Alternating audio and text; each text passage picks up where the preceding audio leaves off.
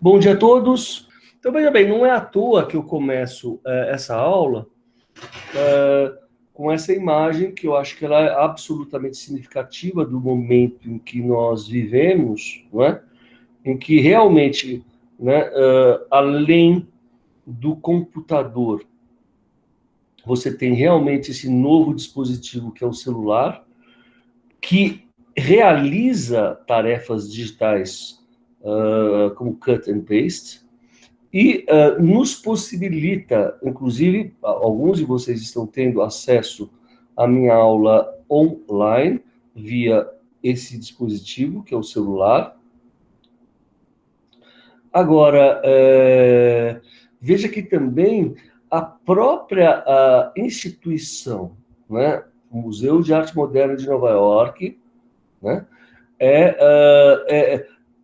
passa a utilizar, como todas as grandes instituições, não é? Importantes de arte contemporânea, ou mesmo do século XIX, como Metropolitan e assim por diante, passam a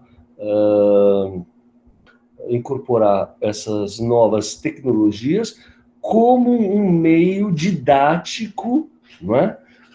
De demonstrar, ilustrar e informar as obras sobre o seu acervo. Então, vejam bem como o espaço expositivo não é mais apenas aquele ao qual nós estávamos acostumados, que ocorria, né, no espaço presencial físico de um museu, mas como efetivamente você tem uma série de interfaces de tal forma que você possa, dentro do seu celular, de algum modo, ter acesso àquilo que está acontecendo em Nova York.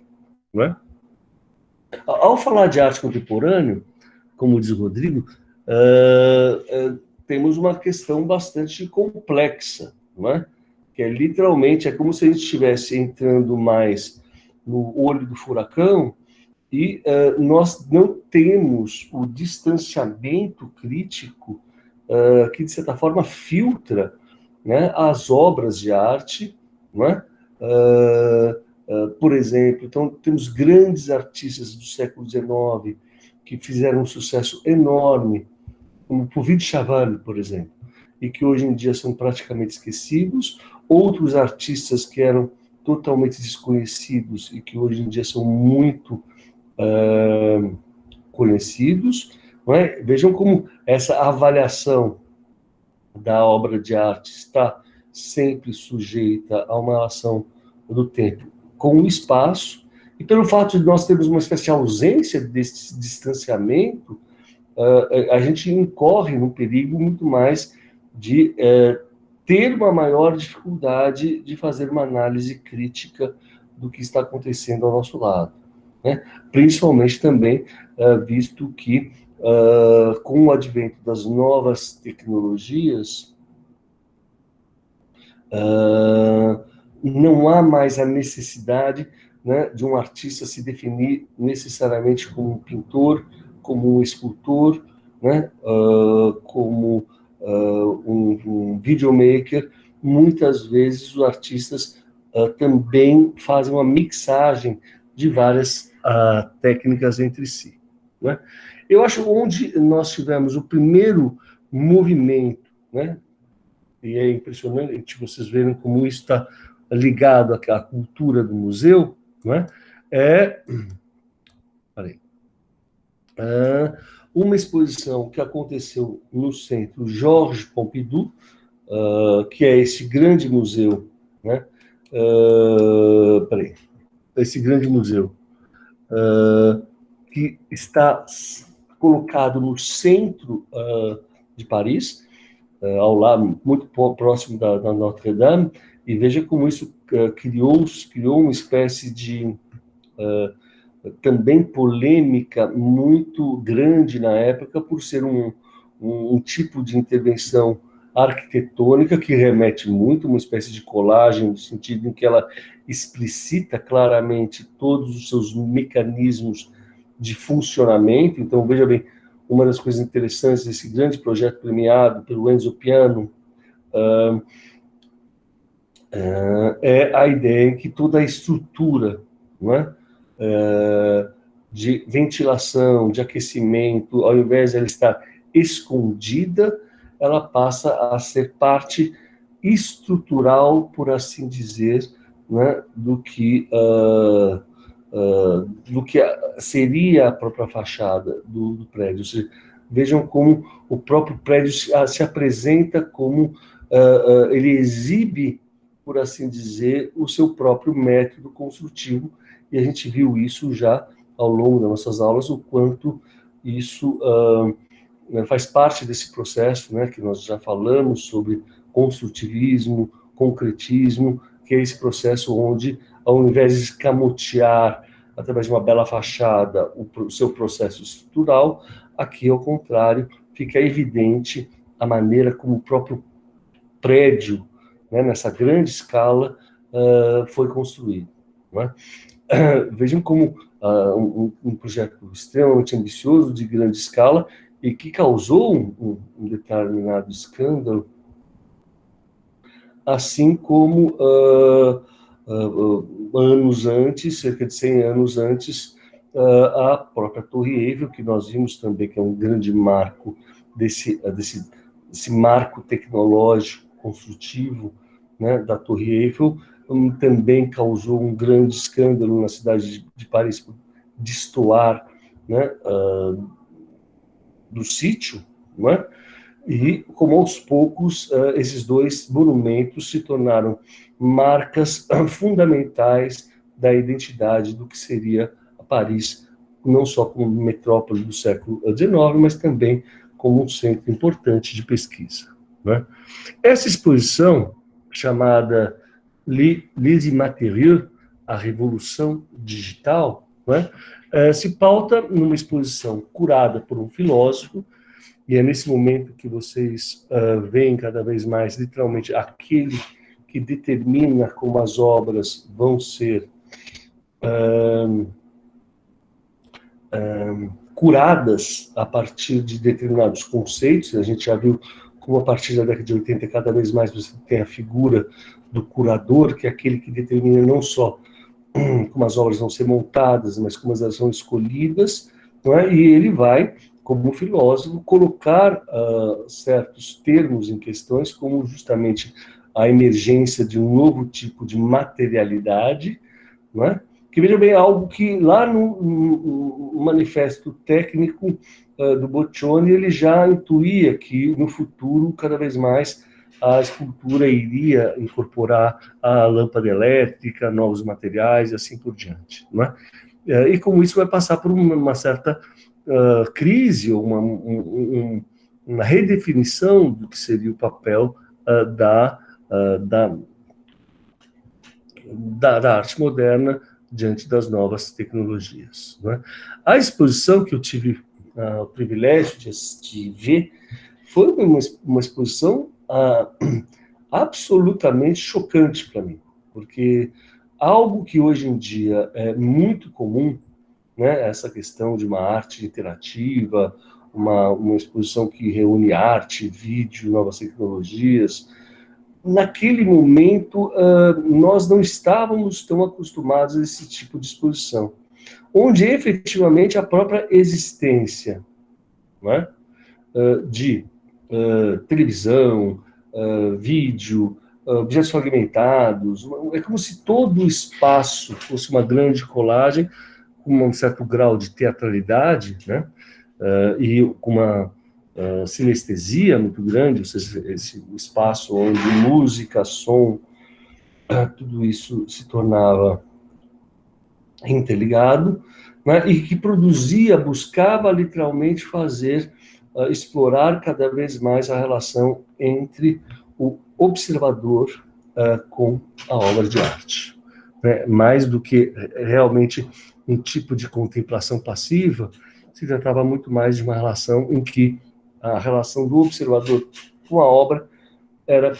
mediada, né, por uma série de interfaces e meios de comunicação. Então, por exemplo, a gente vê um homem olhando a imagem de um Buda, mas não é só isso. Ele está olhando a imagem de um Buda, mas ouvindo uma série de frases e sons que produziriam, né, uma sensação de uma nova relação material da obra de arte no seu contexto. Não é? Bom, de certa forma, aquilo que o Arthur Danto pregou nesse livro bastante celebrado, que é Após o Fim da Arte, né, ele vai afirmar que, efetivamente, que a percepção básica do espírito contemporâneo foi formada no princípio de um museu. E o museu, por excelência, é essa colagem de tempos e espaços diversos, como nós já afirmamos. Bom, vejam bem também uma questão importante, vocês pensarem o quanto os museus passam a ter um papel não só institucional, mas também comercial, né? Então, uma coisa, por exemplo, essa é uma loja do Metropolitan Museum of Art, na Quinta Avenida, não é nem dentro do museu, é na Rockefeller Building, certo? E que, veja bem, então, o museu não é só aquele que escolhe obras de arte heteróclitas e junta eles segundo uma geografia, uma temporalidade, de certa forma, arbitrária, não é? Mas também ele passa, veja bem, isso é muito importante, ele passa a produzir, né, um mundo das cópias, um mundo das imagens reprodutíveis, não é? Que permitem que você, literalmente, faça essa colagem de tempos diversos na sua própria casa. Então, eu posso pegar uma escultura cicládica junto com uma imagem egípcia, junto com um livro sobre a cidade de Nova York, né? A própria loja é esse meio através da qual, de certa forma, tudo se torna uma grande mercadoria consumível e, muitas vezes, inclusive, um objeto de design e de estilo, não é? Nós vimos também, ao longo do final do século XX, o quanto os museus cada vez mais assumem a condição de eles mesmos serem uma espécie de espetáculo, certo? Em que, vejam, é como se aquela guitarra picassiana literalmente tivesse explodido, tá certo? E que o próprio a articulação entre os vários planos, entre o espaço vazio e o espaço cheio, não é? Que é algo que nós vimos que aparece com o advento do cubismo sintético, aqui, de certa forma, são levados às últimas consequências com, literalmente, as novas tecnologias que permitem ao Frank Gehry fazer modulações, né, com grandes chapas de alumínio, produzindo, né, tensões e produzindo torções, né, em que, muitas vezes, o próprio museu, ele mesmo se coloca como uma grande obra de arte, e a grande questão é como esse grande museu com as obras de arte, né, vai se relacionar, ou seja, se estabelece uma relação de tensão entre como obras que estão feitas para serem acolhidas nesse museu, dada a grandiosidade, dada a monumentalidade, dada a presença plástica, que não é nada neutro, estamos longe aqui daquela concepção do cubo branco, que pode ser questionada, mas que supostamente conferiria uma maior neutralidade para a apresentação das obras de arte. Como tudo isso, de certa forma, se torna bastante mais complexo, né? E, bom, e nesses museus, vocês têm, literalmente, né, e é uma coisa bastante interessante vocês notarem, como essas livrarias dos museus, cada vez mais, ela tende a valorizar, principalmente, arte contemporânea e arte infantil. É raro você ver um bom livro sobre o Renascimento italiano. É raro você ver um bom livro sobre o impressionismo. O que você vê muito, em primeiro lugar, não é? São essas obras em que você está sempre meio correndo atrás do tempo e tentando legitimar quem seriam os artistas mais importantes do momento, tá certo? Eu não vou falar de todos eles, tá? Veja bem, e veja como a questão é bastante interessante, tá vendo? Só no começo, Cy Twombly e Gerd Richter, tá vendo? São artistas que nós já vimos, fizeram bastante sucesso já na década de 60 e ainda se transformam, ainda se mantêm como artistas de grande importância no cenário contemporâneo. Outros, o Nel Rauch, por exemplo, é um artista que teve uma enorme importância na década de 90 e hoje praticamente ele é um pouco desconhecido. Obviamente, eu não pretendo nessa aula aqui fazer um grande... Estou vendo aqui o Anish Kapoor, que é um artista que eu respeito muito, mas eu não coloquei aqui por falta de espaço ou por talvez a questão da colagem apareça nele de uma outra maneira que deveria também ser explorada, inclusive pela questão do trabalho dele com a cor. Obviamente, o que eu estou querendo mostrar para vocês é apenas alguns aspectos, alguns desses artistas que eu acho que são importantes e que, infelizmente, uma aula como essa eu jamais poderia dar conta de tudo. Bom, eu começo com uma pintura que é muito interessante e eu acho que ela sintetiza muito bem esse curso chamado Pintura e Colagem, porque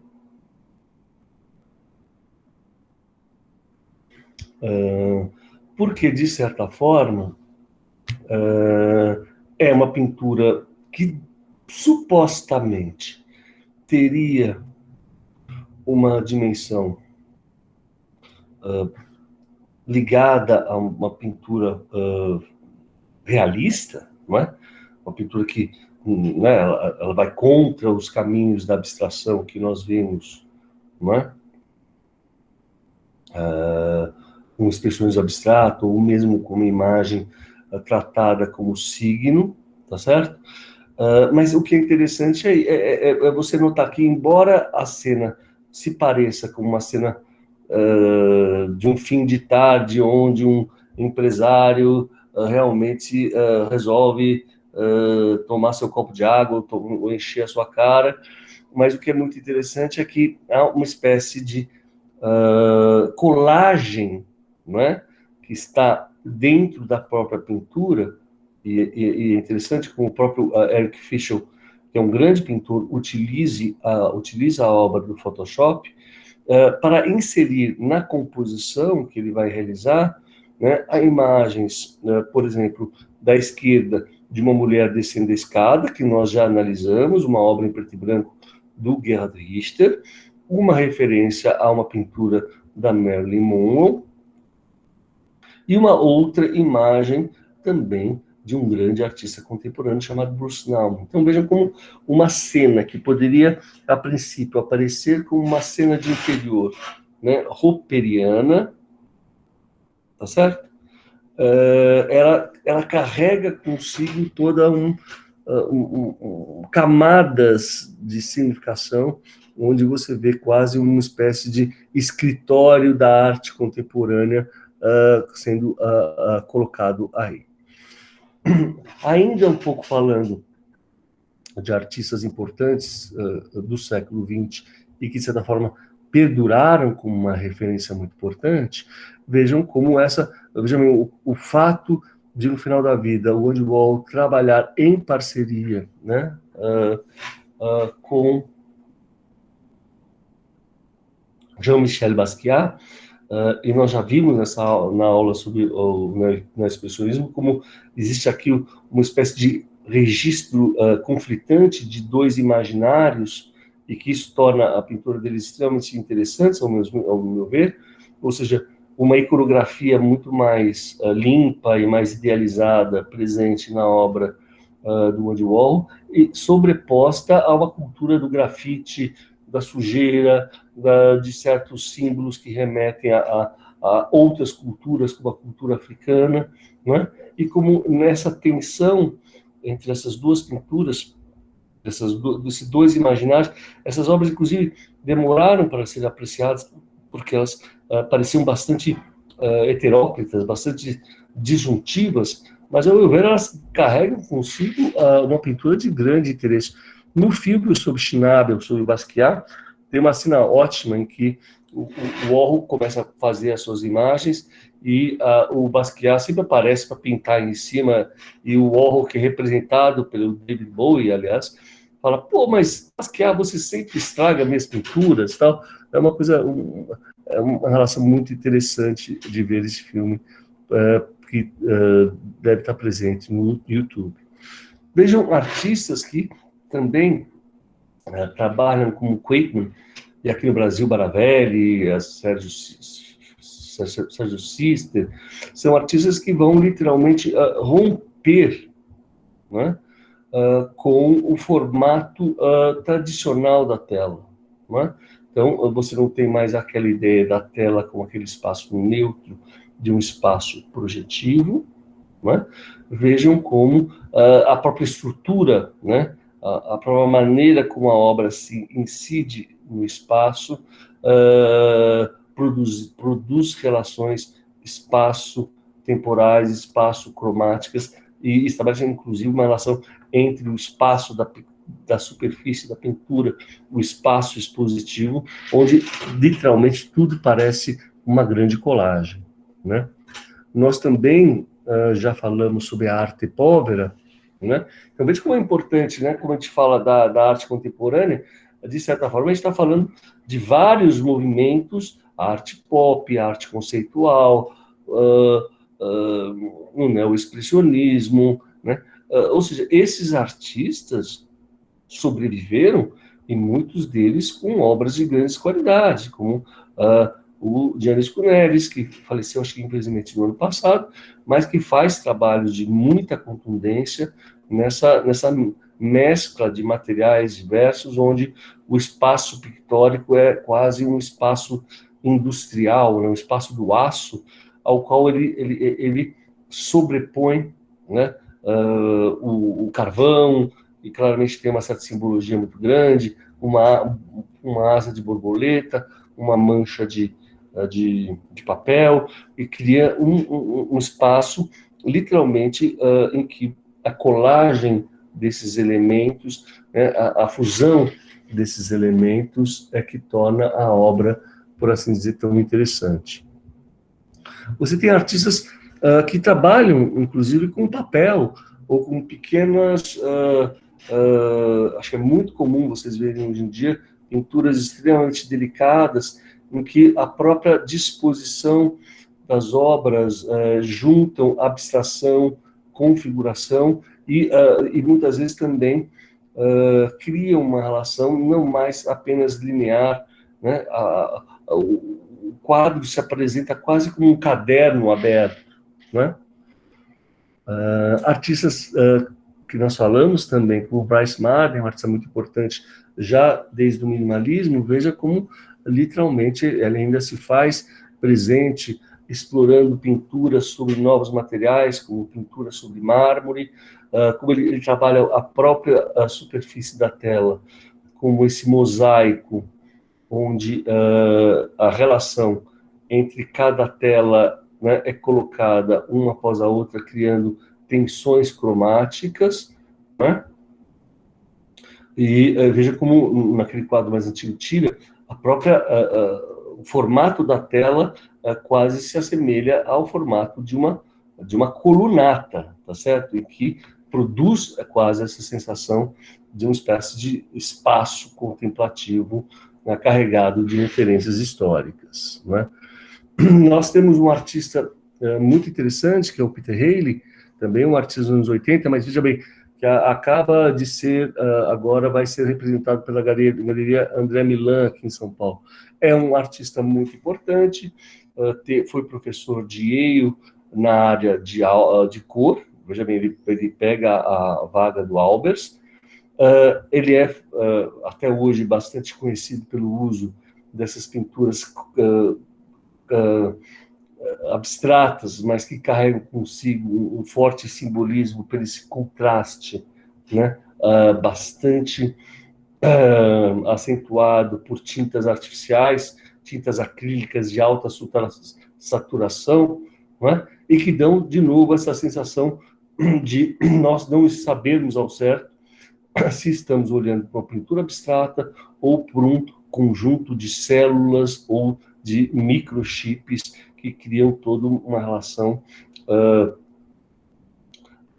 no primeiro momento, decorativa, mas também, ao mesmo tempo, com uma dinâmica espacializante, dada claramente a partir dos contrastes, fortes contrastes cromáticos.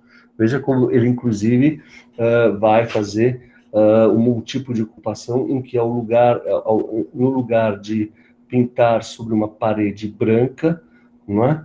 Ele utiliza a famosa tela branca como um lugar de atuação. Então ele vai usar, né, uma série de projeções feitas na base da computação, e em cima dessa parede, que não é mais a parede branca, mas é uma parede meio saturada, né, de perspectivas, de planos geométricos totalmente distintos, cria uma tensão muito interessante entre o espaço pictórico, né, aqui claramente marcado por uma forte geometria, que remete a uma célula, mas também por relações cromáticas bastante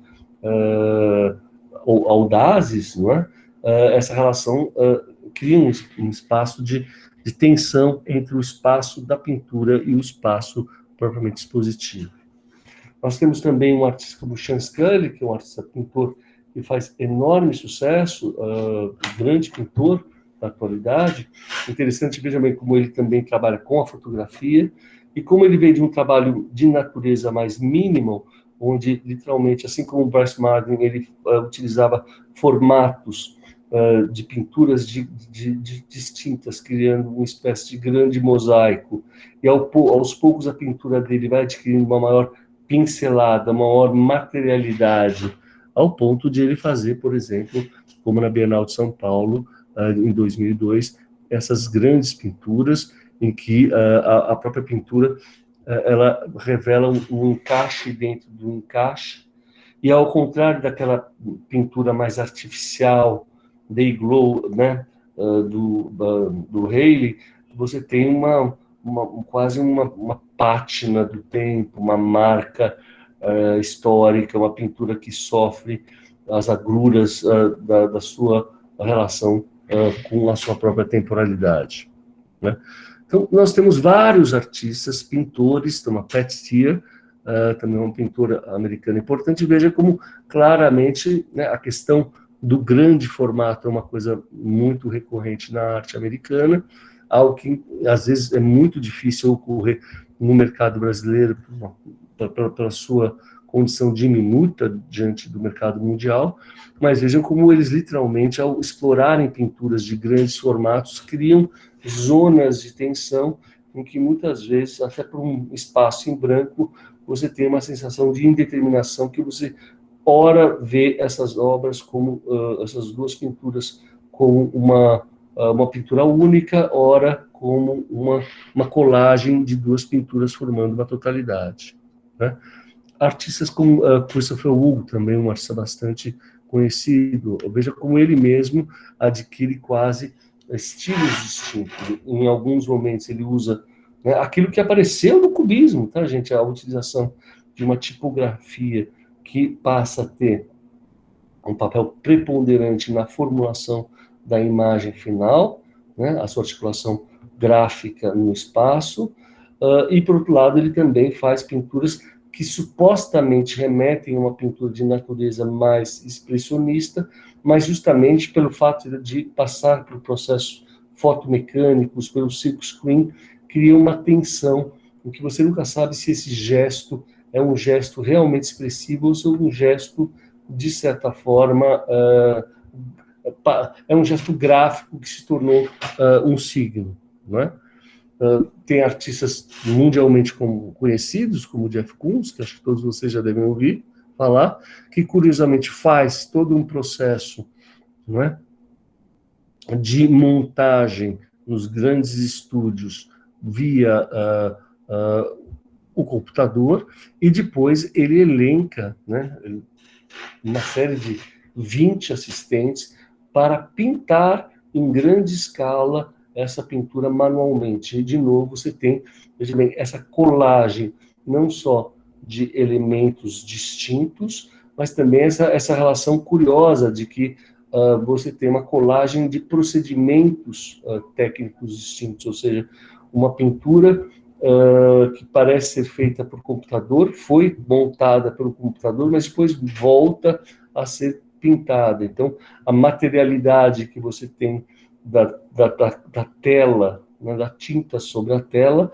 produz um resultado totalmente distinto do que se fosse feito por um processo fotomecânico, onde, de certa forma, essa carnalidade da pintura a óleo não se fazia tão evidente, né? Inclusive, ele vai fazer esculturas bastante irônicas, né, com essas assemblagens, né, de uma junção de várias flores produzindo a imagem de um cachorro em grande escala.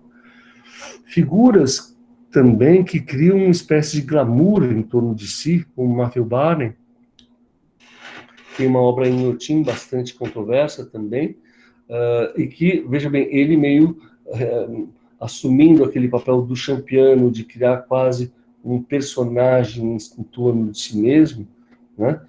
Nós vimos como o Andy Warhol, vários artistas se colocam o seu próprio corpo como algo que adquire o próprio corpo, ele se transmuta, não é? Eu vejo como ele trabalha claramente com elementos de forte alusão simbólica, não é? E, inclusive, pelo método de apresentação de alguns objetos, veja o quanto também ele faz referência às vitrines, que vão ser tão usadas no século XX, que tem algo a ver com as caixas de elementos reprodutíveis do Marcel Duchamp e das vitrines feitas também pelo Joseph Beuys, né? Só para citar algo que não me cabe falar nesse curso, mas só para vocês não esquecerem que, sim, você vai ter toda uma arte da performance. Essa é uma grande artista chamada Anne Hamilton, mas veja como ela trabalha também com uma ocupação do espaço com uma carga simbólica bastante forte, né? E você tem vários artistas em estilos, né? Hoje em dia você não tem, né, o mundo contemporâneo é aquele mundo onde você não tem a emergência de um movimento da arte pop ou do minimalismo, escolas muito pré-determinadas. É como se nós vivamos efetivamente um mundo da colagem, em que cada artistas de movimentos distintos, né, com procedimentos estéticos totalmente distintos podem coexistir. Então, veja um artista que faz um chamado autorretrato, já em 1987, e veja como o autorretrato dele é uma paródia justamente, né, de fundo pop, onde o que ele é, senão esse compilado de marcas de consumo que determinam o dia a dia de um homem na cidade contemporânea. Né? Artistas como Mike Kelly, que vai também trabalhar com essa ideia de saturação e de compilação de vários elementos heterócritos, criando uma espécie de grande mosaico. E vejam bem, uma questão muito importante aqui, o meu papel como professor não é emitir juízos de gosto, claramente eu tenho as minhas preferências, artistas com que eu tenho uma relação de afinidade eletiva muito maior, mas acho que o meu papel aqui na universidade, junto a vocês, é literalmente mostrar as mais diversas tendências para que vocês possam ver a complexidade do que seria a arte contemporânea. Vejam esse trabalho incrível do Rachel Whitehead, em que ela literalmente pega uma casa, ela não corta ela como o Gordon Mata Clark, mas ela enche a casa de concreto e depois retira o invólucro, então ela transforma o que era um Lego numa estrutura em que o vazio é preenchido pelo cheio. É um trabalho muito interessante. Tem trabalhos que tiveram enorme impacto, às vezes caem um pouco numa estética meio kitsch, de origem duvidosa. Um artista como o Frank Stella, que é um grande artista, principalmente no minimalismo, mas que, ao meu ver, um pouco se deixou levar por esse excesso né, um pouco radiante das novas tecnologias e cria, né, essas imagens tridimensionais, com poliuretano, com fiberglass, com uma profusão de imagens claramente coladas digitalmente, né? Vejam como artistas ocupam o espaço arquitetônico de uma maneira cada vez mais complexa, né? E muitas vezes como essas ocupações também remetem a atitudes que nos levam a pensar no próprio construtivismo russo feito anos atrás. Então veja como essa cadeira, né, destruída no espaço, ela remete muito, não só à guitarra do Picasso, mas também às instalações, as primeiras instalações produzidas já em 1923 por El Lissitzky, né? Tem um artista negro bastante conhecido hoje em dia, chamado Mark Bradford, que se tornou bastante conhecido pela maneira como ele trabalha com esses grandes mapas meio caóticos, em que todo o processo é feito através de uma colagem minuciosa de pequenos, um pouco um Kurt-Schwitters, ele vai colando, recortando, rasgando, repintando. Obviamente o trabalho adquire uma presença muito forte, porque na maioria desses trabalhos eles são feitos em grande escala, né? Não podemos esquecer de um artista fundamental hoje em dia, que é o Gerhard Richter, que nós já falamos da importância dele nos anos 80, tá? Então, não vou me ater muito a ele. O que é interessante é vocês pensarem, se vocês quiserem se aprofundar sobre a obra desse artista, é realmente entrar no site dele. Veja bem, como o site, essa obsessão que ele tem pelo colecionismo, né? Essa ideia de colecionar o Atlas, onde ele faz toda a sua história iconográfica a partir de imagens fotográficas. Veja como não deixa de ser pertinente o fato de ele transpor para uma linguagem digital também um site que é quase uma enciclopédia de tudo que ele produziu, né? Então, se vocês entrarem nessa enciclopédia virtual, as últimas imagens que nós podemos ver, eu acho que agora ele já está bem idoso, não sei ao certo se ele está pintando, mas pelo que eu vi no site, nós temos essas últimas pinturas de natureza mais abstrata. Ele, que é um artista que também se tornou célebre por trabalhar com imagens, né, de alta grau de realismo, né? Ultimamente tem feito esses trabalhos em que, literalmente, ao entregar, né, vários... uma tinta a óleo, né?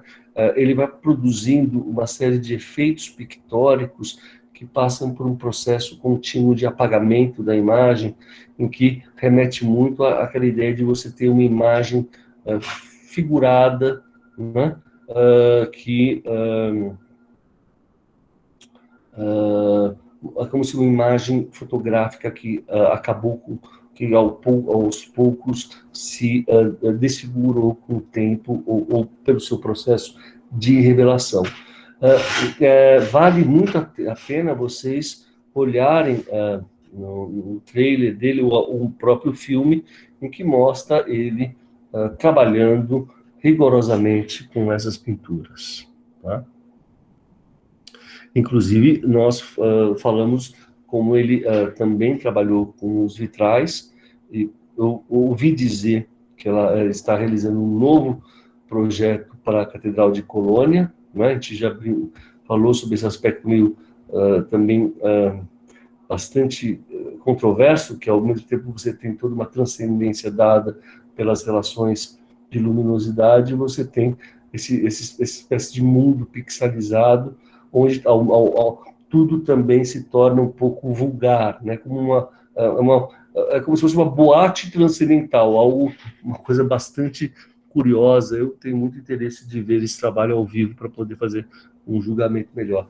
E veja como ele, né, muda de estilo, inclusive assumindo, por exemplo, pinturas de caráter mais conceitual, onde naquele espaço Dia Foundation, que é um espaço muito conceituado para a escola do minimalismo, veja como ele faz um trabalho em que a própria estruturação da obra no espaço, o espelhamento da obra, por exemplo, o que importa não é tanto o que está feito no interior da pintura, mas a pintura quase como uma espécie de espelho do espelho, como se fosse uma espécie de Versailles do espaço contemporâneo, onde você vê as imagens sendo continuamente sendo reproduzidas, né? Temos também o seu grande colega Sigmund Polke, que faz em Veneza, por exemplo, essa instalação monumental. Veja como a própria estrutura da pintura, né, ao ser utilizada com uma base não só de lona, mas com uma superfície translúcida, com vários vernizes, produz uma sensação de suspensão realmente de altíssima qualidade plástica. E como ele também trabalhou também com a fotografia numa dimensão totalmente diferente do Richard, porque aqui literalmente os processos tipográficos de expressão dão juntamente com esse processo translúcido da pintura, faz com que a obra tenha uma presença plástica muito forte. Também, vejam bem, tá vendo? Artistas que nós falamos do neoexpressionismo, tá? São esses artistas alemães, como o Anselm Kiefer, que nós já falamos bastante na aula passada, mas veja como, veja bem, 2015, eu acho que foi o último grande ano daquele que nós sonhávamos ser o Brasil, se tornando uma grande nação, né? Acho que a partir de lá tudo começou a cair. Não por isso, justamente por esse motivo, uma das maiores galerias internacionais de Londres vai fazer uma sede aqui na Vila Mariana e vai expor obras do Anselm Kiefer, tá? Em 2015, gente. Essa galeria durou menos que um ano aqui no Brasil e logo fechou suas portas. Mas tinha essas pinturas de altíssima presença simbólica, material e plástica, pinturas de grandes dimensões e de valores realmente astronômicos. Uma pintura como essa do Kiefer chegava a 1 milhão de euros. Nós já falamos também do Baselitz. Veja como o Baselitz trabalha atualmente numa perspectiva muito mais quase brutalista e mais próxima de uma relação simbólica. Veja como, né, a pintura se faz mais por esse contraste de luminosidade do ouro, que nós sabemos tem uma carga simbólica muito forte, em contraponto a essas sombras, né? Aquilo que antes era resquício de uma pintura de natureza mais expressionista, adquire nessas obras finais literalmente o papel de uma colagem, como se essas figuras meio funerárias, né, adquirem um papel também bastante, de alguma forma, transcendente, né? Então você tem artistas também dessa nova geração, como Luc Tuymans, que saíram da escola do Richter, de trabalhar com a questão da fotografia, também tendo um enorme papel hoje em dia, né? Nós já vimos como ele trabalha sempre com essa relação da imagem reprodutiva. Então, como ele pinta uma igreja, ele não está pintando uma igreja, ele está pintando a reprodução de um livro da igreja. E como ele trabalha com uma paleta muito delicada, uma incidência de luminosidade muito grande. Você tem artistas de um caráter mais político, como a Marlene Dumas.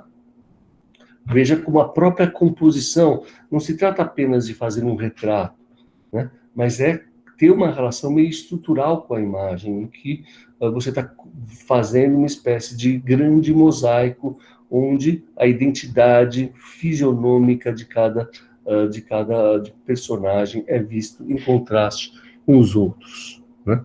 Um artista maravilhoso, chamado Marco Madi, se não me engano, uruguaio, vai fazer essas colagens extremamente delicadas, né, em que ele utiliza a superfície de papel e vai fazer pequenas incidências, produzindo pequenos cortes.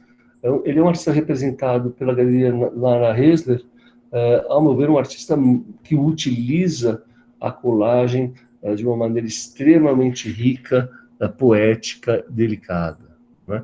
Um artista argentino importante é o Kuitka. Então, veja bem, ele vai fazer uma pintura também de grande formato e que, quando ela parece uma superfície monocromática, mas quando você adentra pela pintura, você vê que ela, na verdade, ela remete a toda uma técnica mista em que você tem um mapa, tá? Que cria uma espécie de cidade invisível, uma cidade imaginária. Temos artistas que estão fazendo muito sucesso hoje em dia, como Ed Hillar, que retratam, retomam, dão continuidade àquela estética do Richter de fazer uma pintura a partir da fotografia, mas vejam como cada artista assume uma dimensão técnica, a volumetria, o estranhamento desse espaço, ao mesmo tempo bucólico, que seria o espaço da paisagem, se contrapõe a esse espaço meio em ruínas, não é? Wolfgang Tiemann, veja como a própria ideia de você pegar um museu e dentro do museu você criar uma obra que crie um determinado estranhamento é algo que também foi muito utilizado em outros lugares, ou mesmo fazer um museu de arte contemporânea se transformar numa espécie de lugar que não se parece com o museu, parece muito mais uma espécie de sala de emergência, né, de saída, ou seja, veja bem, é uma espécie de questionamento em que o lugar do museu, o lugar da apresentação da obra de arte, ele pode se transmutar, se transfigurar numa espécie de outro, né? Um museu pode virar um hospital pode virar um museu, né? Ou seja, a relação da obra com o seu contexto ambiental é muito importante.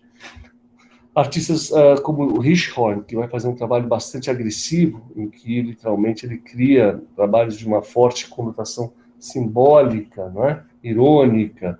Então você vê como tem, nesse mundo contemporâneo, né? Inclusive eu fiz uma montagem bastante supostamente caótica, porque literalmente o que nós vemos, nós não temos mais algo que a gente poderia definir por escolas nacionais, a escola inglesa, a escola alemã, né? Hoje em dia, no mundo contemporâneo, o tempo inteiro nós estamos nos deparando com obras as mais diferentes, com as mais diferentes técnicas. Então, veja bem, a gente pode ver aquela obra do Richard, de repente a gente vai, né, no Palácio das Nações Unidas, em Genebra, e vê essa grande instalação feita pelo Miguel Barceló, um grande artista espanhol, em que ele transforma, né, todo o espaço, né, do teto, né, que claramente remete a toda a história da pintura parietal, numa grande gruta. Então, veja bem, aonde está a colagem aí, professor? Está nessa ideia, literalmente, de você jogar com a transformação do que seria um espaço tradicional modernista num espaço que remete, né, a uma pintura parietal, né? Veja como ele mesmo trabalha, né, na beleza, ele trabalha com várias mídias, então, ele está trabalhando com vídeo, com escultura, né? Veja como ele trabalha nesse vídeo, ele está literalmente cavando a terra, criando uma relação de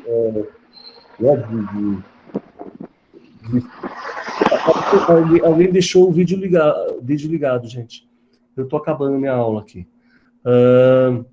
Por fim, um artista como Francis Alice, que é um artista belga que mora no México, o trabalho dele foi literalmente não o de pintar, mas o trabalho de colecionar, ou seja, ele vai pegar as várias representações da Fabiola, que é uma santa famosa no México, e toda a ocupação dele se faz nesse jogo né, de colecionismo, onde ele está fazendo uma sobreposição das várias figurações possíveis de Santa Fabiola.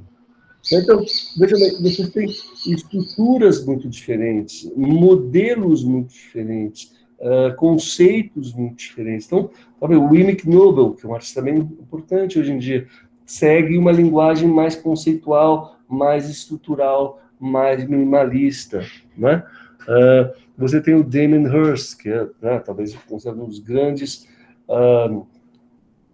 artistas da atualidade, como ele vai literalmente, né, cortar e dissecar um animal, né, vai fazer essa grande jogada de marketing que ele vai incrustar diamantes numa caveira, vai inclusive fazer uma grande exposição recentemente, não é, em 2 lugares absolutamente fascinantes, que a Punta della Dogana, que é literalmente o lugar onde você adentra pelo grande canal de Veneza, é a aduana, não é? E que esses 2 espaços são controlados por um grande nome da arte contemporânea, Monsieur Pinault, né, que ganhou muito dinheiro com a indústria de cosméticos, que controla não só esse espaço da Punta della Dogana, como também o Palazzo Grassi, e nesse espaço, gente, veja como o Damien Hirst criou um espaço, uma situação absolutamente fictícia, né, em que ele introduziu dentro do Palazzo Grassi essa grande estrutura monumental, né, e que simula, né, na verdade, toda a exposição é uma grande farsa, né, mas que simula, veja bem, uma exposição que seria feita, né, a partir da recuperação, né, de toda uma coleção que caiu no mar alguns anos depois da Antiguidade Clássica, né? E veja como ele joga claramente, como ele mesmo diz, alguma coisa que existe na mentira nos revela através há um jogo entre a mentira e a verdade, como também o próprio Picasso vai dizer, a arte é uma mentira que nos permite ter acesso à verdade. O próprio Orson Welles, no seu grande filme F for Fake, também trabalha com essas questões. A exposição tem uma coisa impressionante, veja como ela faz alusão a, efetivamente, descobertas arqueológicas importantes que foram feitas em 1972, por exemplo, em Reggio Calabria, onde você tem a recuperação de 2 grandes esculturas clássicas do período áureo, feito em bronze, em altíssima qualidade, como ele vai também fazer alusão a alguns artistas que remetiam literalmente essa arte da ruína, não é? E também a um certo imaginário um pouco futurista, que nós vimos na obra do Boccioni, como também a todo esse imaginário Dark Souls, que totalmente hoje domina o universo dos jogos, né? Inclusive, houve uma descoberta importante em 2000, em que efetivamente foi descoberto debaixo de mar algumas esculturas bastante importantes. Então, veja bem, ele pega de uma maneira extremamente arguta um fato verídico, mas transforma esse fato verídico numa reconstrução em que ele vai fazer um grande museu, tá certo? Em que ele vai fabricar na China, muitas vezes gastando milhões, né, uma série de artefatos e, obviamente, claramente, com uma certa dimensão irônica. Então, veja bem, ele vai fazer o Pluto e o Mickey, imagens clássicas do que seria o nosso imaginário, né, infantil, mas veja bem, ele não só vai produzir essas imagens coladas, né, com esses corais simulados, mas ele também vai criar toda uma encenação, então ele vai literalmente colocar essas imagens debaixo d'água, né, para produzir essa sensação de que efetivamente essas obras não foram produzidas industrialmente na China, mas elas foram redescobertas e por causa disso teriam um grande valor comercial, né? Você tem o Tony Gormley, olha que interessante, também vai fazer todo um trabalho de escultórico, mas a grande a beleza do trabalho está não só na qualidade da execução dessas esculturas que remetem claramente por mais que sejam algumas geométricas, elas têm remetem a um grau bastante antropomórfico, mas é o fato, literalmente, dessas obras serem deslocadas para um dos lugares mais simbólicos da cultura grega, que é a ilha de Delos, um grande santuário, né? Esse deslocamento da obra, em que, veja bem, a obra sai do museu e ela passa a estabelecer uma nova relação com a realidade, é algo também muito comum no mundo contemporâneo. Por fim, gente, para finalizar minha aula, eu acho que, infelizmente, teria muito mais coisa para a gente discutir. Vale a pena que vocês vejam no Netflix esse documentário chamado Inhotim. Não sei se vocês já ouviram falar, mas se trata de um empreendimento incrível, né? Produzido inicialmente pelo Bernardo Paz, que é fazer esse grande museu a céu aberto, né? Onde, por um lado, você vai ter veja bem, esse mundo da colagem, por um lado, toda um trabalho de pesquisa altamente sofisticado de botânica. Então, veja bem, essa flor, parece que é uma flor raríssima, que só floresce há 100 anos, ou seja, a coleção botânica é de altíssimo nível, e, ao mesmo tempo, você tem não só obras de grandes artistas contemporâneos brasileiros, mas também artistas muito relevantes, como a Louise Bourgeois e o Chris Burden, e é muito interessante né, vocês vivenciarem esse contexto da obra de arte inserida na natureza, numa natureza que é reconstruída, não se trata apenas de uma paisagem natural, é um museu que simula, às vezes lembra que a gente está em Shangri-La, numa espécie de mundo totalmente ideal, suspenso, onde tudo parece por alguns minutos absolutamente perfeito.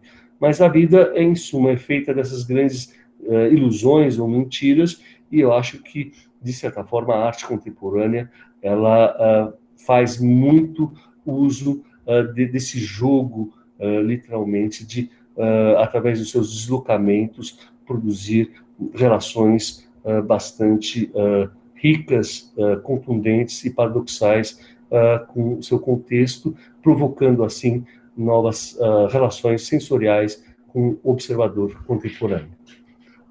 É isso, gente.